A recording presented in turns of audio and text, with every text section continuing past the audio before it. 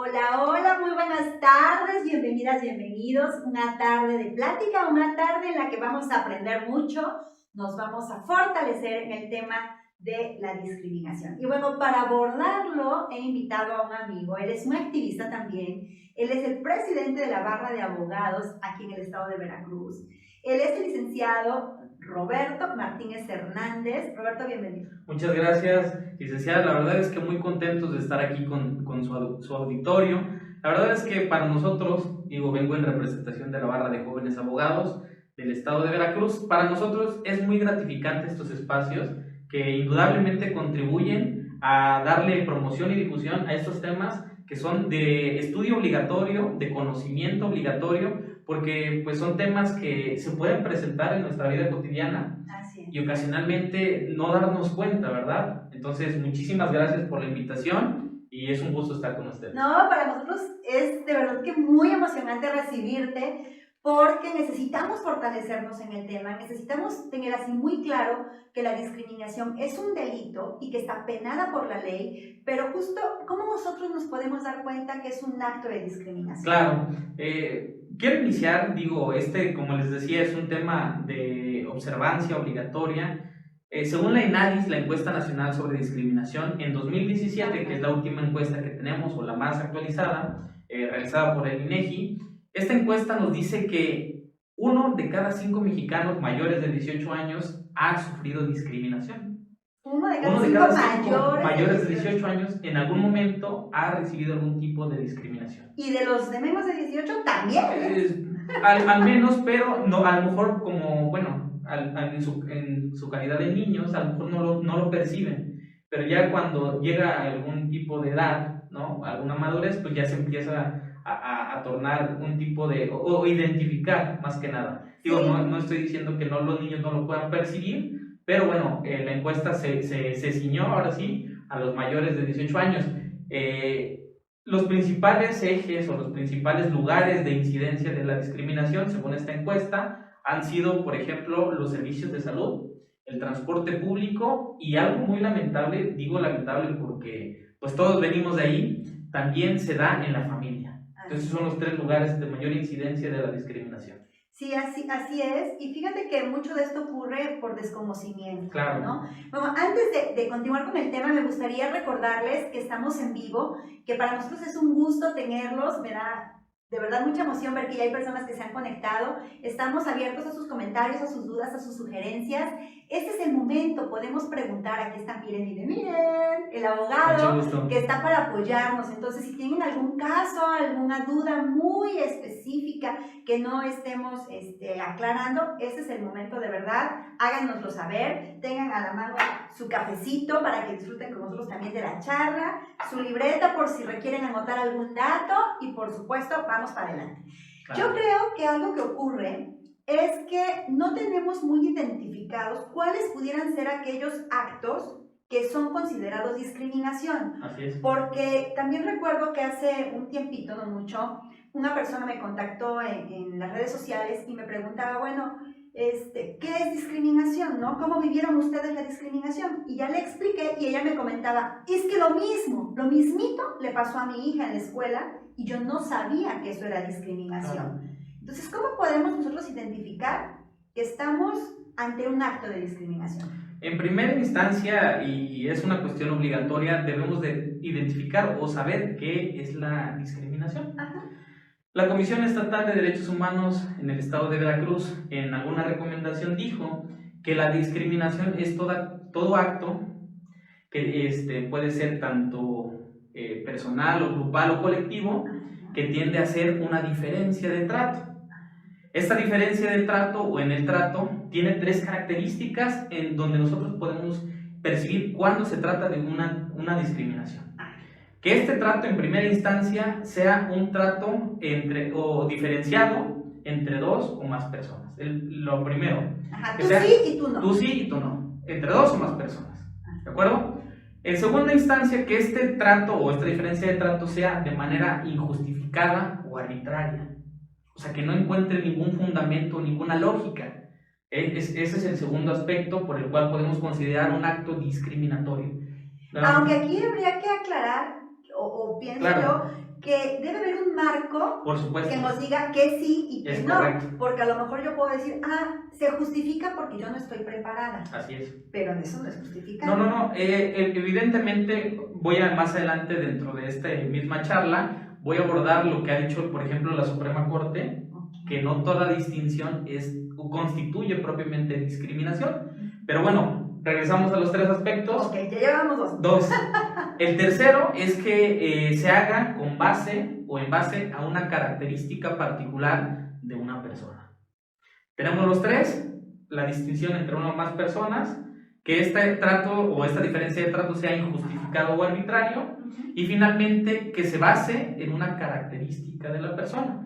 Pero como les refería, la Suprema Corte de Justicia de la Nación, que es el máximo órgano judicial en nuestro Estado mexicano, en México, ha dicho que no todo trato distinto constituye propiamente discriminación. Existen, por ejemplo, para esto podemos traer a colación que la Corte Interamericana de Derechos Humanos, la propia Comisión Nacional de Derechos Humanos ha dicho o tiene un catálogo de sectores vulnerables o sectores tendientes a la discriminación. Estos sectores son, por ejemplo, niñas, niños y adolescentes, mujeres, adultos mayores, personas con VIH, personas en pobreza o en extrema pobreza y personas con discapacidad. Son los sectores que están identificados.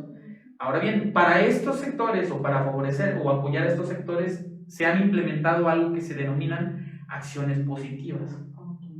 Las acciones positivas son aquellas acciones que se hacen para equilibrar esta desigualdad histórica que se ha vivido, y estas acciones positivas lo que buscan es equilibrar, como bien refería, y en ese equilibrio que se busca sí existen distinciones, pero estas distinciones se hacen para equilibrar, no para discriminar. Y no para perjudicar. Ni para perjudicar. Entonces ya es justificado, ya no es injustificado, como dijimos, la diferencia de trato. Si pudiera ser un ejemplo así muy sencillito, cuando tú eres, por ejemplo, una persona adulta mayor y vas a hacer un trámite y hay una cola gigantesca. Es correcto. ¿No? Entonces te dan preferencia porque eres adulto mayor. Así Ese es un trato diferenciado, pero sí se justifica, ¿no? Es una acción positiva. Exactamente. Como lo que estábamos comentando. Pero es un trato diferenciado y no justificado el decir, por ejemplo, a ti yo no te inscribo porque no tengo cupo, porque tienes discapacidad. Así es. Aunque a otras personas, a otros niños, jóvenes o adultos,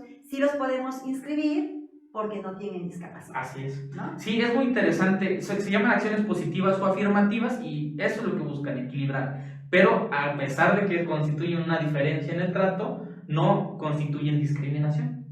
Es importante que sepamos que no toda diferencia de trato constituye discriminación. Pongamos otro ejemplo. A lo mejor en la cuestión de seguridad pública, ¿no?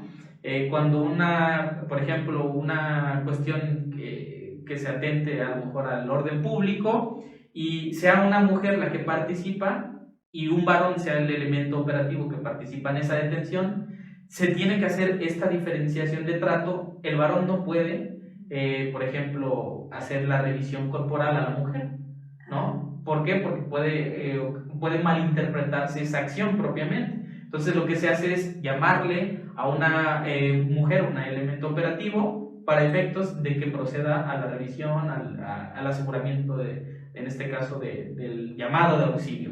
Entonces también se está haciendo una diferencia, pero esta diferencia es de manera justificada. Recordemos que en el estado de Veracruz nos encontramos en una alerta por violencia de género, y entonces cualquier acto que atente en contra de las mujeres, pues obviamente robustece esta violencia de género. Entonces se está haciendo una diferencia en el trato, pero es de manera justificada por estas acciones afirmativas de las que estamos hablando. Claro, ahora, bueno, ya lo estamos platicando con ejemplos de como en la escuela, claro, como si te vas a formar a alguna actividad, en fin. ¿Cómo podríamos nosotros identificar que estamos discriminando en el hogar? Porque si bien es cierto, la estadística lo menciona como claro, uno de los 3 principales lugares en donde se da la discriminación, ¿cuáles pudieran ser estos actos que de manera cotidiana y sin darnos cuenta pudiésemos estar nosotros implementando y que sí son discriminación. Por supuesto, y lo vemos en el hogar. Digo, la verdad es que México, desafortunadamente, vivimos una cultura del machismo. Eso es indudable. Por muchos años se imperó la cultura del machismo y en ese sentido se traducía en la vida de los hogares. Vamos a poner un ejemplo práctico. Una familia en donde existen, por ejemplo, 3 hermanos y una hermana. La mamá o el papá le dicen: hija, lava los trastes de tus hermanos, porque tú eres la mujer. Entonces, ese hecho a lo mejor que se normaliza, ¿no? Y hay algo muy interesante que tenemos que decir. A veces la discriminación se pierde o se vuelve invisible. ¿Por qué? Porque nos acostumbramos a estas acciones y se vuelve invisible la discriminación, no la percibimos. Como es una cuestión tan cotidiana que yo tengo como mujer que lavar los trastes de mis hermanos, la discriminación se vuelve invisible y pensamos que pues como nos lo dice nuestra mamá, nuestro papá, pues ese hecho no constituye discriminación. Pero sí se está haciendo una diferencia entre 2 o más personas, sí se está haciendo de manera arbitraria e injustificada porque ninguna ley, ningún tratado nos dice que las mujeres tienen que lavar los trastes y con base en las características de la persona. Qué buen ejemplo, así es. Qué buen ejemplo. Hay como que empiezan a caer 20 seguramente por ahí. Mira, yo estoy aquí, píquele, porque quiero ver los mensajitos, pero no sé si... Al parecer no, vamos a checarlo por acá. A mí no me llegan aquí veo la transmisión, está en vivo, le aplasto, pero no sale nada. Al parecer no tenemos. ¿No? No, al parecer no tenemos. Bueno, de todas maneras, asumimos el compromiso de al terminar esta transmisión, estar al pendiente ambos, por supuesto, para, responder cualquier duda, comentario o sugerencia, ¿sale? Bueno, entonces ya estamos viendo que sí hay discriminación en el hogar. Así es. Y que de repente, pues ahí aprendemos muchas cosas y seguimos replicando. Por supuesto. Sí, aquel hijo, a lo mejor que ya se quedó con esa idea de que mi hermana lavaba los trastes, ahora, pues cuando decide dar ese paso y tener un matrimonio, ¿no? O una relación de pareja, de hecho, pues dicen, ok, ahora mi esposa, mi cónyuge, mi concubina, tienen que lavármelas. Y así se vuelve una cadena y por eso les decía, es una cuestión cultural que venimos arrastrando y que a veces la normalización de estas prácticas hace desafortunadamente que nos acostumbremos y que la discriminación se vuelva invisible. Pero bueno, quisiera abordar, para una cuestión más práctica, otros 2 ejemplos. Me parece bien. ¿Sí? Bien, los ejemplos. La verdad es que a mí siempre me ha gustado, más allá de la cuestión teórica, pues que lo hablemos práctico, ¿no? Para que su auditorio lo para que podamos identificar. Nos identifiquemos, ¿no? Porque a veces con esa identificación podemos darlo más digerible. Entonces, quiero comentarles 2 asuntos. El primero de ellos constituye un tipo de discriminación en una institución educativa y todo surge porque dos padres de familia decidieron ir a preguntar a una escuela particular cuáles eran los requisitos para que pudieran inscribir a su hija. Preguntaron cuáles eran los requisitos, era una institución educativa privada o de carácter privado, y cuando llegaron a la institución, su hija tenía 2 años, pero pues ellos ya estaban planificando la entrada al kinder, etcétera, al preescolar y todo. Cuando les dijeron los requisitos, ellos les dijeron: queremos ser muy claros, nuestra hija tiene una discapacidad y tiene síndrome de Down. Entonces, al momento de comentarles esto, las personas que atendieron su llamado, les dijeron de manera tajante que esa institución tenía un nivel educativo elevado, supuestamente, y que no contaban con personal capacitado que brindara este servicio educativo a personas con discapacidad. Los padres, y como cualquier padre, ¿verdad?, molestos, dejaron y abandonaron esta institución y procedieron a presentar su queja ante la Comisión Estatal de Derechos Humanos. Posteriormente, la Comisión Estatal de Derechos Humanos recibe la queja, analiza y hace su procedimiento indagatorio, remite los oficios respectivos ante la Secretaría de Educación de Veracruz, ante el instituto privado, porque si bien es cierto que es un instituto privado, no menos cierto es que está garantizando un servicio o un derecho humano, que es el derecho humano a la educación. Entonces, Entonces, no hay justificante de que sea una institución particular. Después de la indagatoria, se da cuenta o advierte la comisión que efectivamente se encontraban ante un hecho de discriminación. Este hecho de discriminación surge principalmente por una cuestión reglamentaria. ¿Qué quiero decir? La comisión se dio cuenta que en el reglamento interior de esta institución educativa existían disposiciones normativas, literalmente, que cuando una persona tuviera alguna discapacidad, se le sugeriría a las personas, a sus padres, en este caso padres o tutores, inscribirla en otro centro educativo. Ah, mira qué buenos salieron. Así es. Entonces, la comisión determinó que como tal la institución privada no cometió ningún acto de discriminación porque los padres en ese caso particular solamente pidieron los requisitos. Ellos en ningún momento le negaron la inscripción porque no fue el motivo de su visita.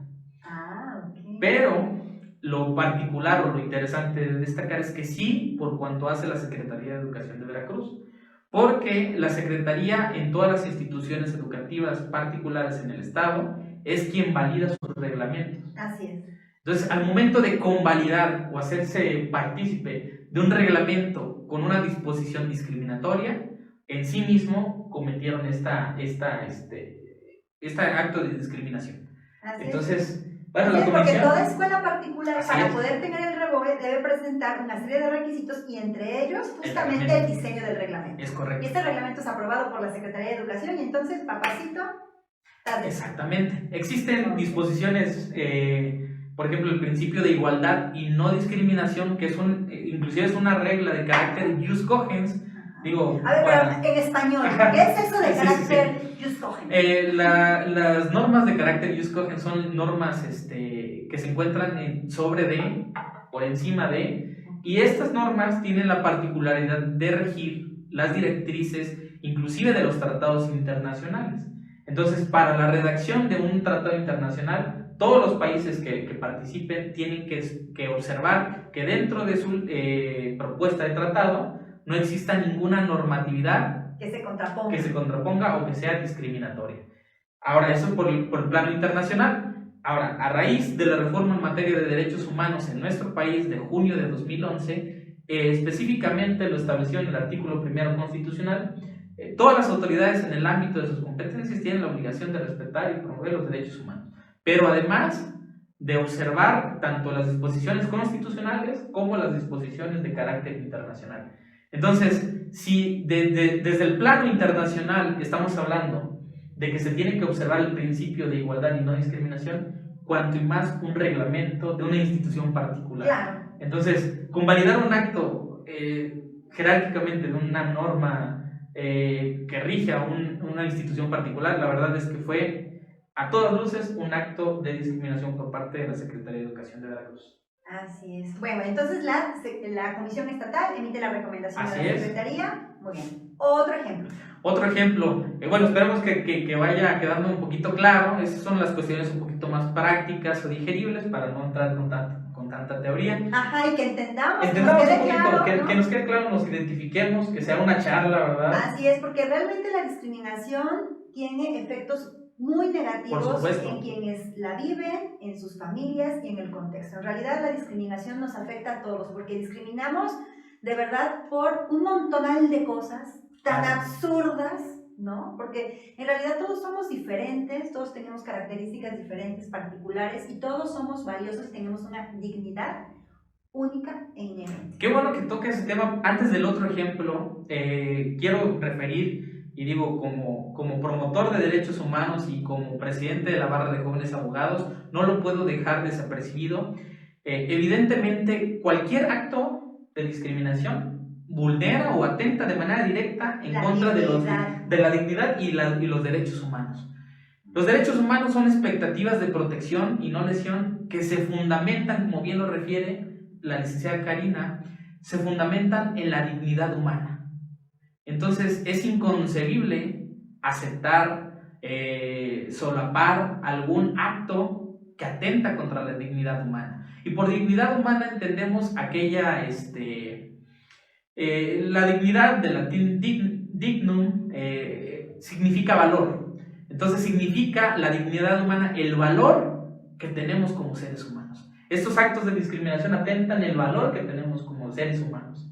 Ajá, es decir, no vale alguien más por ser alto, Así por es. ser rubio, por tener el cabello lacio, o tenerlo chino, o los ojos de tal color, o tener más dinero. Las personas no valemos por eso. Todos tenemos el mismo valor humano. Y este debe ser respetado y por supuesto también garantizado por las autoridades. Es correcto. Toda la razón, tiene que ser garantizado y sobre todo este valor que se basa en la dignidad, pero también en la condición del género humano. No tenemos que olvidar que somos el mismo género.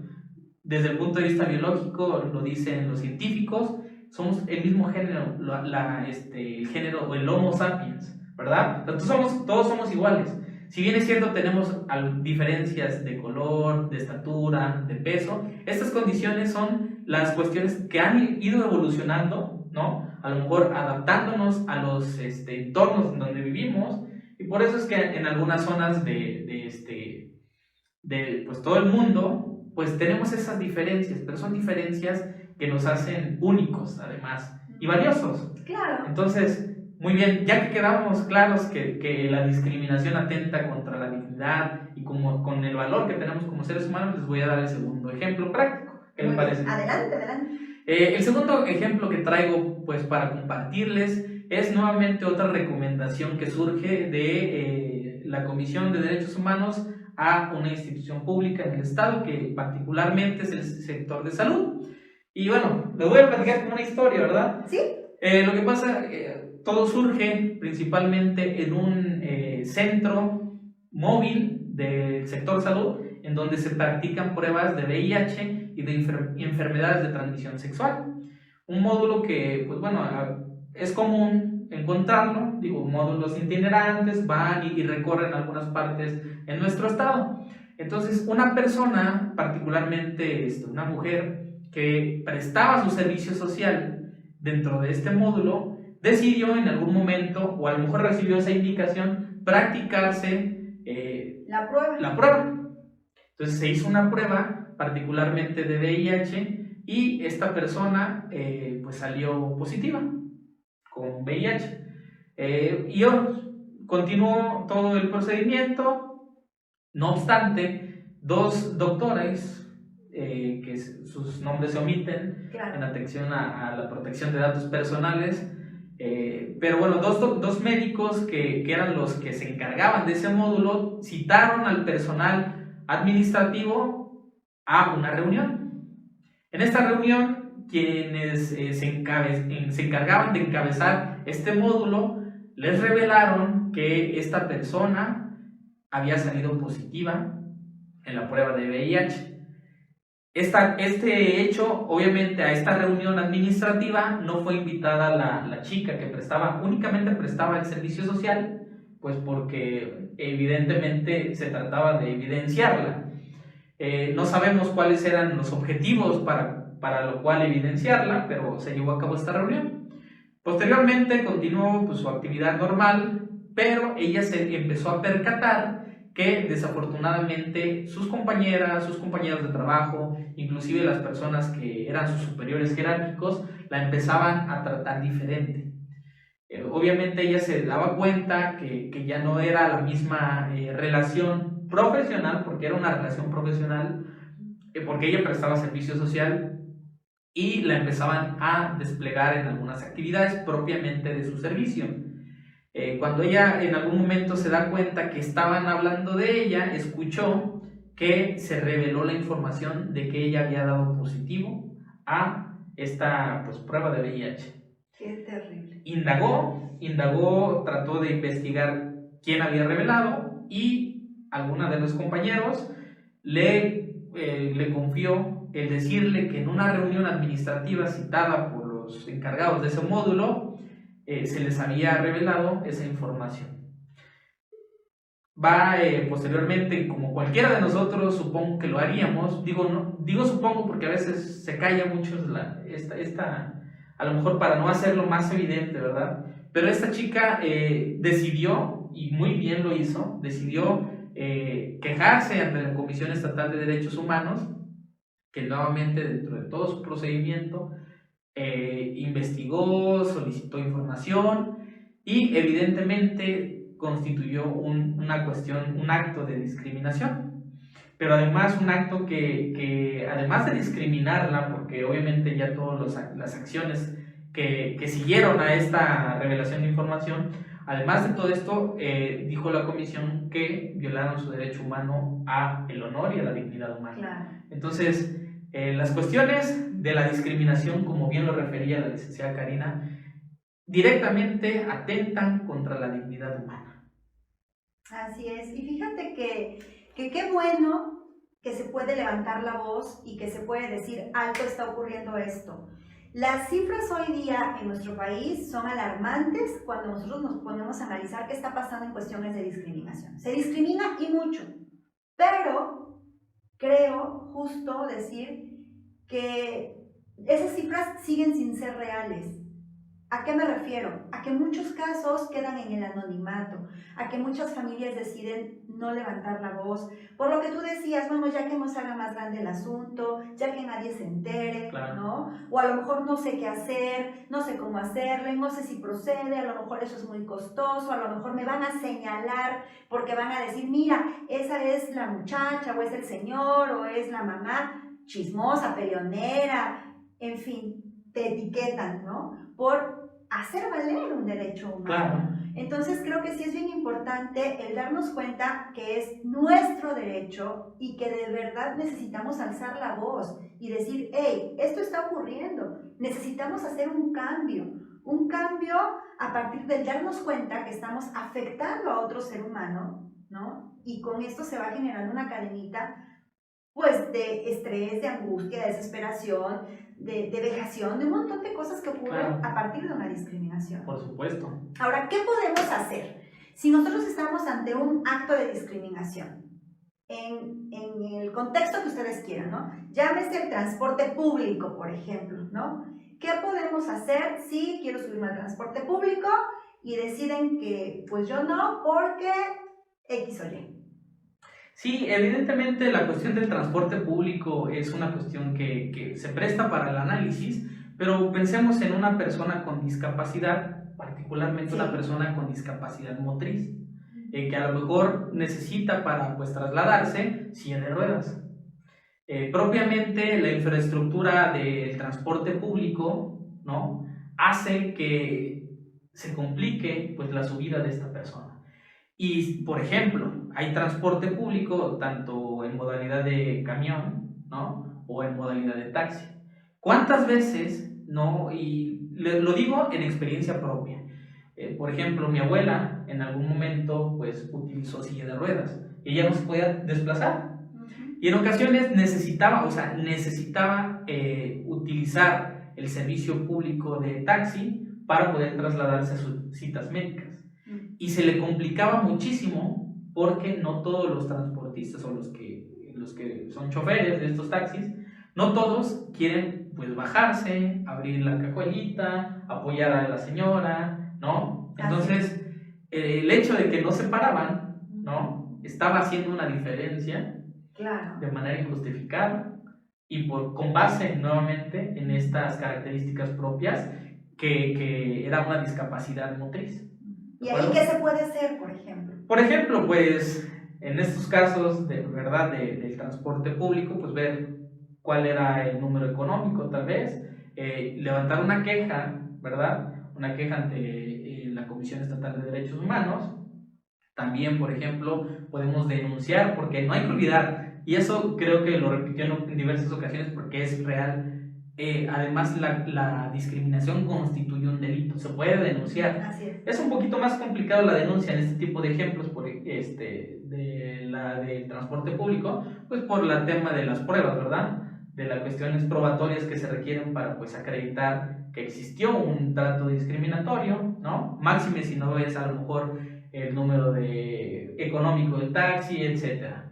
Pero sí se puede denunciar. Entonces existen diferentes instituciones protectoras, por ejemplo, lo podemos llamar instituciones protectoras del derecho a la igualdad. Mira, aquí ya me surgió una duda, claro, en relación justo a este ejemplo del taxi, porque bueno, los ejemplos y los casos que yo digo todo el tiempo, la verdad es todos enfocados en la discriminación educativa, lamentablemente, pero así es. Sí, ¿no? sí. Pero bueno, en este caso del taxi, ¿cómo es el asunto? Mira, yo tengo entendido que podemos nosotros poner una queja en la Comisión Estatal de Derechos Humanos cuando la violación del derecho fue por un servidor público. Sí, es correcto. Sí, hay que diferenciarlo. En este caso, pues el taxista está haciendo un servicio público, pero es un particular. Sí, es correcto. En este caso se tendría que ir primero a tránsito, por ejemplo, poner la queja ahí, y ya si tránsito no hace nada, ahora sí me voy a la comisión. Es correcto. Sí, okay. Es efectivo lo que usted menciona. Recordemos que únicamente quienes violan o vulneran derechos humanos únicamente son las autoridades en el ámbito de sus competencias. Sí, primigeniamente a donde se tendría que recurrir es a la Dirección General de Transporte del Estado a presentar obviamente una queja en contra de ese número del taxi, el número económico del taxi, y evidentemente en contra del concesionario, etcétera, o para que inicie un procedimiento administrativo en contra de esa concesión. Exacto. Si existe una ineficaz investigación, bueno, podemos acudir a la Comisión Estatal de Derechos Humanos a presentar la queja.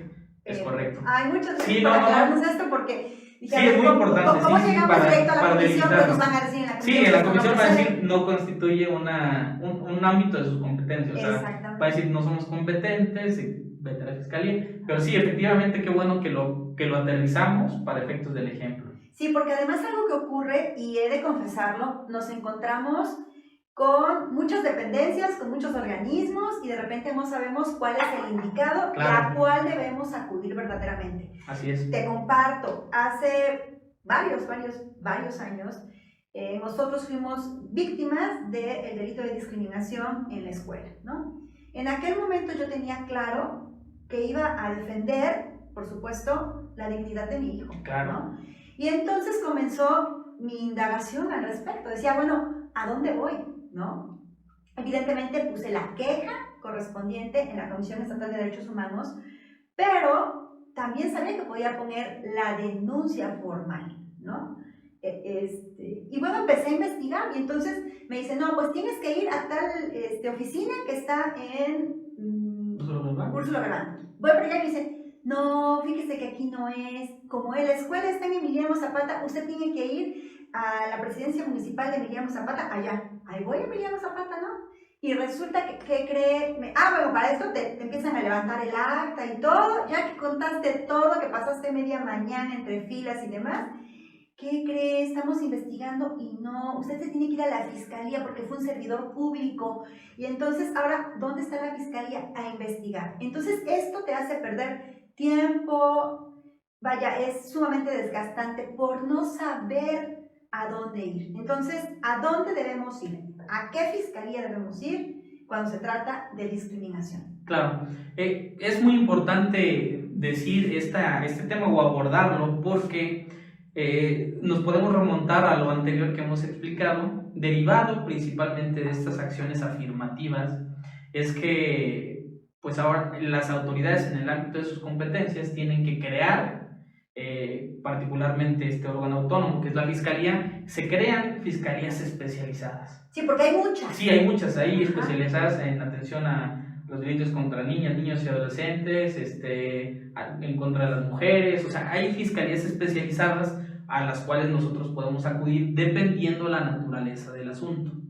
Yo creo que sería errado particularizar mucho a dónde podemos acudir, principalmente porque podemos desconocer las particularidades propias del caso. Ajá, si es un niño... Lo que sí podemos hacer, y eso se lo recomiendo, es que si acudamos a la fiscalía, pero previo a interponer o hacer el escrito de denuncia, informarnos con un abogado. Digo, esto a lo mejor parece un consejo un poquito, ¿cómo lo puedo decir? Un poquito lógico, pero consultar con un abogado, y si no podemos consultar con un abogado, estas instituciones, estos servidores públicos que atienden las fiscalías, tanto especializadas como la unidad de atención temprana para presentar alguna denuncia, ellos pueden orientarnos previamente a poder denunciar de manera escrita o verbal, podemos hacerlo también de manera verbal, para efectos de que nos puedan direccionar hacia dónde podemos presentar nuestra denuncia. Sí, creo que sería una cuestión errada el particularizar en estos momentos o decir hacia dónde, porque los cometidos contra mujeres y niñas. Entonces, bueno, continuando, lo más recomendable es que sí, evidentemente acudan ante la fiscalía, dependiendo también la zona y la circunscripción territorial en donde se encuentren, ¿verdad? Porque, bueno, la discriminación sucede en cualquier parte del territorio, tanto veracruzano como mexicano.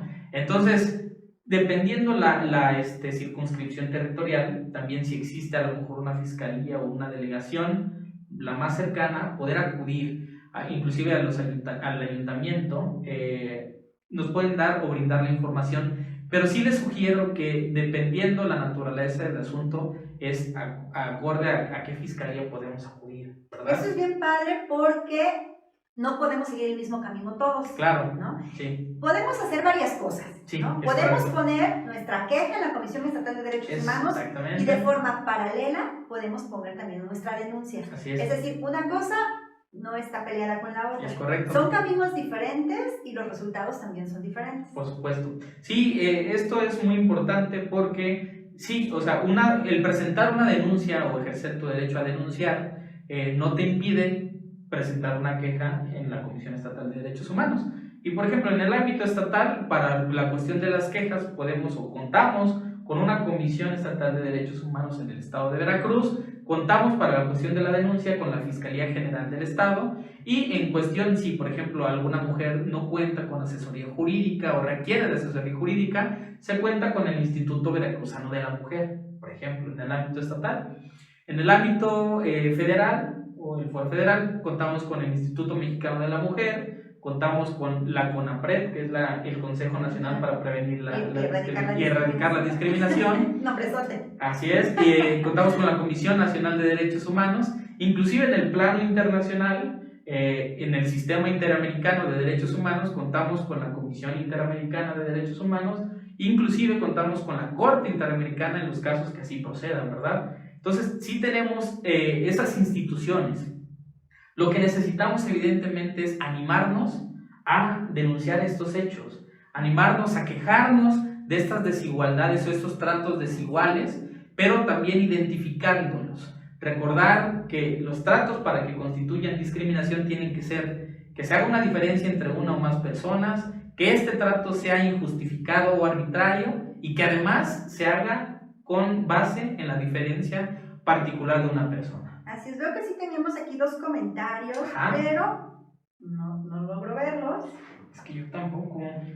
Veo que sí tenemos aquí dos comentarios. Bueno, les daremos respuesta en un momentito más. Sí, porque no me salen. Pero bueno, ya vemos que es importante alzar la voz. Lo que vivimos ya lo vivimos, o sea, eso evidentemente ya no lo podemos cambiar, claro. Pero lo que sí podemos cambiar es la historia, Así es. Lo que sigue de aquí para adelante, ¿no? A lo mejor esta persona que hoy discriminó porque no lo sabía o porque, no sé por qué, pero discriminó. Por supuesto. ¿no? Una vez que tiene una recomendación o que ya le llega un dictamen en donde le dice, hey, tú discriminaste y la sanción es esto, así es. Ya no vuelve a discriminar. Las cosas comienzan a cambiar. Entonces, lo que vivimos nosotros, que ya pasamos por esa situación, pues no nos lo pueden cambiar. Pero sí podemos cambiar las oportunidades para muchas otras personas que siguen requiriendo de estos servicios y que requieren ser tratados con dignidad. Claro. Sí, indudablemente es importante que nosotros como sociedad nos acostumbremos a la cultura de la denuncia, a la cultura también apegarnos a la cultura de la legalidad. Claro. Respecto del otro lado, ¿verdad? Cumplimiento. El cumplimiento, por ejemplo, los servidores públicos cumplir de manera irrestricta con lo que marca la ley. Y los ciudadanos no hacer aquello que nos impida la ley, ¿verdad? Porque para la cuestión particular o la cuestión de los particulares podemos cometer un delito, ¿no? Así es. Para la cuestión de los servidores públicos podemos incurrir en una violación a los derechos humanos que como consecuencia puede inclusive llegar a la inhabilitación del servidor público. Así es. O sea, una de las consecuencias de discriminar dentro de la función pública es incurrir en que tú, como servidor público, quedes inhabilitado.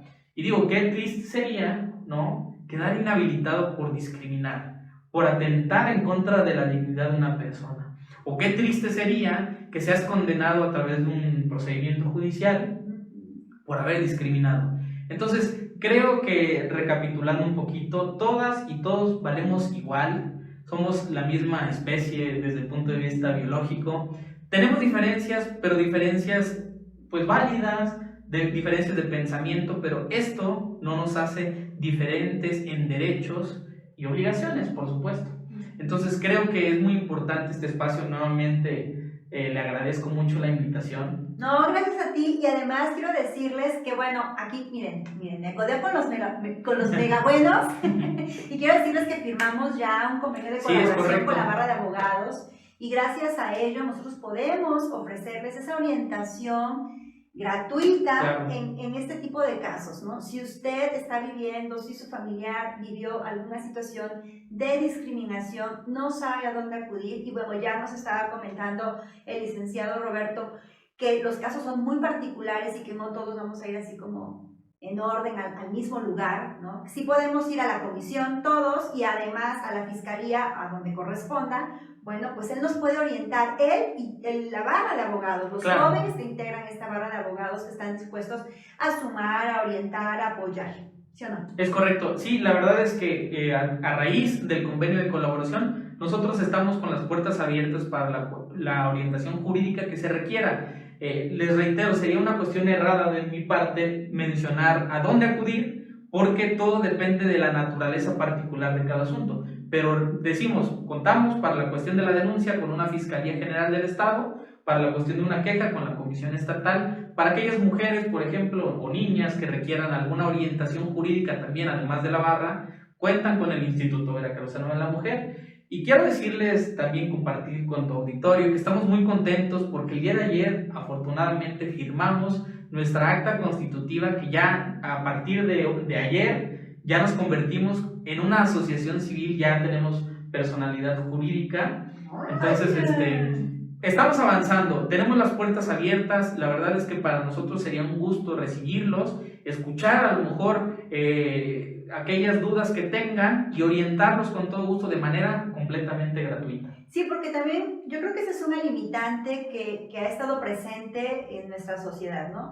Es muy difícil poner una queja porque no se tiene la orientación profesional adecuada, claro, ¿no? Pero esta orientación profesional tiene un costo, ¿no? Y entonces dices, bueno, ¿cómo pago a un abogado, ¿no? Si realmente la situación económica está muy complicada, si vamos al día, si tenemos muchos gastos, a lo mejor si no tengo trabajo, ¿no? ¿Cómo le hago? Claro. ¿No? Entonces, esto ya no es un límite, ya no es un límite. Habemos personas comprometidas con el bienestar de todas y todos, que sumamos desde nuestra vocación y talentos, y es así como vamos estrechando lazos de colaboración, y justo el lazo de colaboración que tenemos entre la barra de abogados del Estado de Veracruz e IMIDI, ¿no? Que está de verdad en la mayor disposición de sumar y de brindar ese respaldo a todas las familias, a todas las personas que lamentablemente hayan vivido una situación como esta. Claro. Es momento de pararlo. Cero discriminación. Cero discriminación. Nos unimos, evidentemente, desde que firmamos el convenio a esta cuestión de la cero discriminación.